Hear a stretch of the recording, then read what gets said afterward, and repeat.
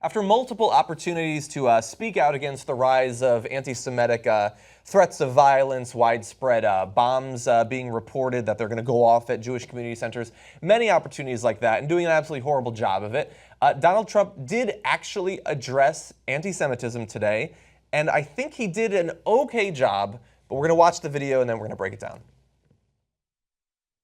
This tour is a meaningful reminder of why we have to fight bigotry, intolerance, and hatred in all of its very ugly forms.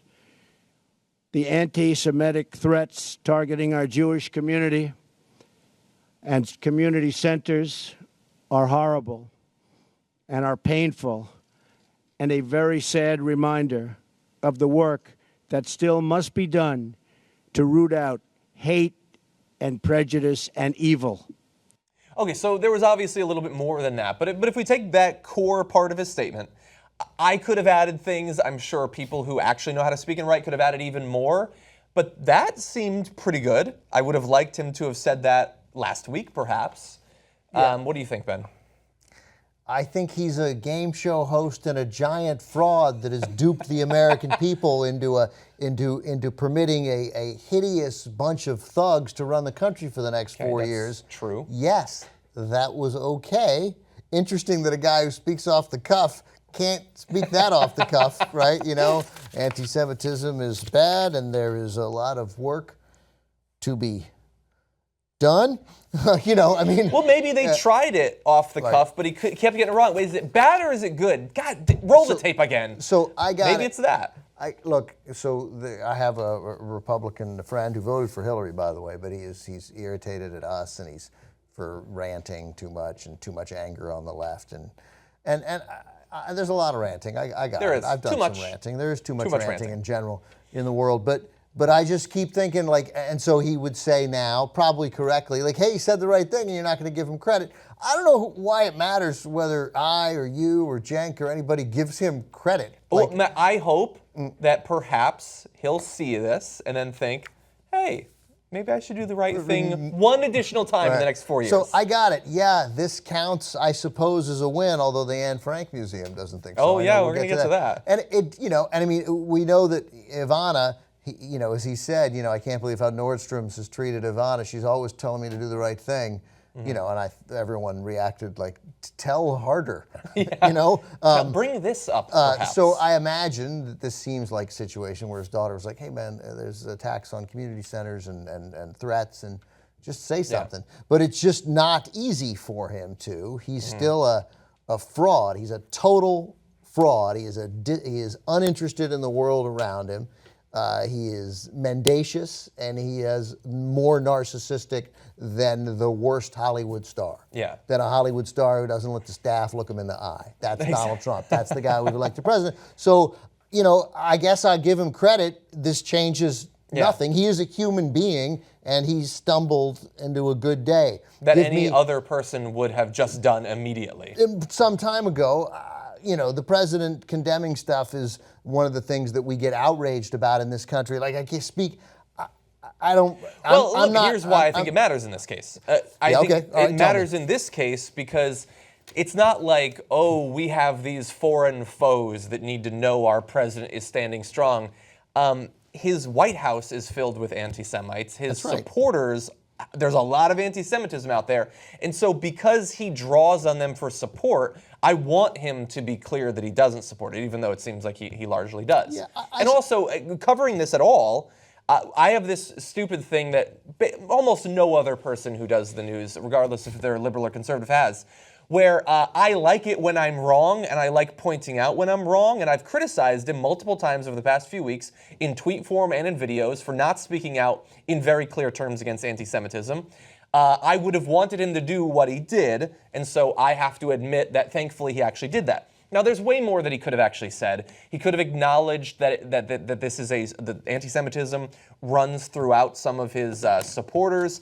Breitbart obviously has dabbled in it. His right-hand man, Steve Bannon, is widely regarded as an anti-Semite. He could have done all that stuff. He could perhaps acknowledge the Quebec mosque shooting, which he, like with Bowling Green, we don't hear anything about anymore. All of those things are true. but at least he did something. And then we can turn to attacking him for a variety of other reasons. I just don't want to lose focus. And the focus is that he's a fraud and uninterested in the world and a liar of epic proportions. If you had to guess, do you think that I would have eventually returned to that? Yeah, no, I just don't want all of us to lose focus. And Yes. and I mean, like, I don't want to lose focus when he doesn't condemn something that we think ought to be condemned, or when he does this is a meaningless day. Yeah, it's like he got an 8 out of 10 today, but the day is only it's the first level of a video game. Like, it's level 1. Does this make any sense to you? It's been like 20 years since you had a level 1, level 2, but I like that you're trying. That was the last time I played. So it's like the first batter in the inning. Oh, for the love of God. This went horribly wrong. I thought looked like I was onto something. The first period. Of the month. Tennis. No, I'm kidding. No, I'm talking about hockey there. Anyway. All right, okay. Okay, you wouldn't know it, but I actually read a lot of sports novels when I was growing up. Anyway, okay, let's turn to some other stuff. I mean, the problem is... I did.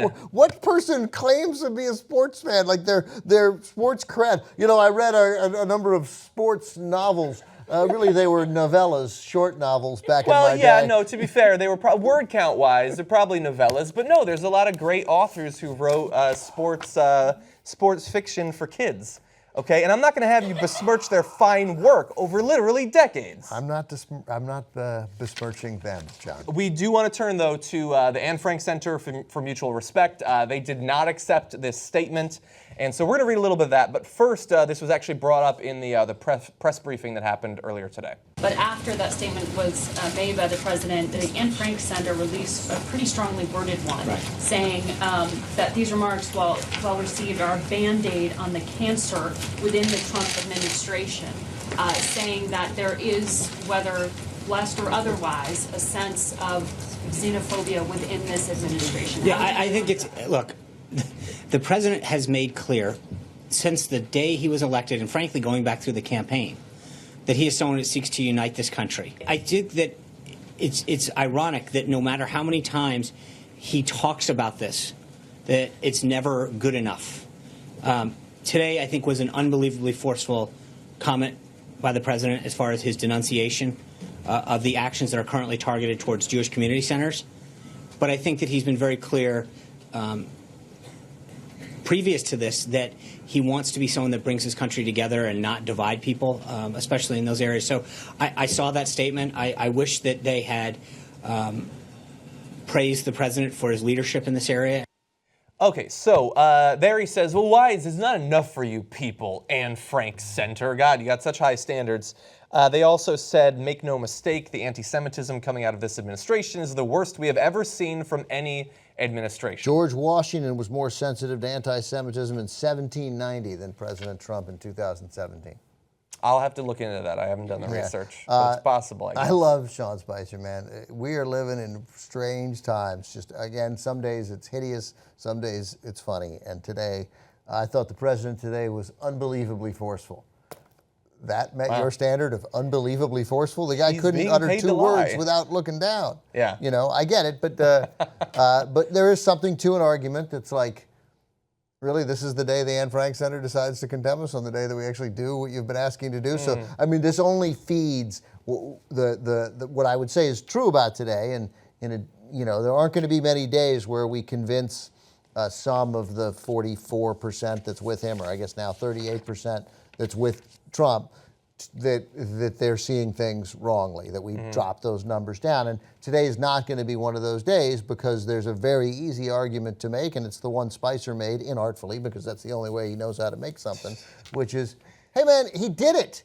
He did it, and you're criticizing him on the day he does it for not doing it. What do you want? And so that just feeds their idea of, hey man, we cannot win with these leftists, whether it's the media or the Anne Frank Center or the or TYT or anybody else. It is an unwinnable situation. Podcast The Young Turks anytime you want. TYTnetwork.com/join. I think it's weird. No, it's not weird. In fact, you'll think, I'm like a smart person. do it now. TYTnetwork.com/join.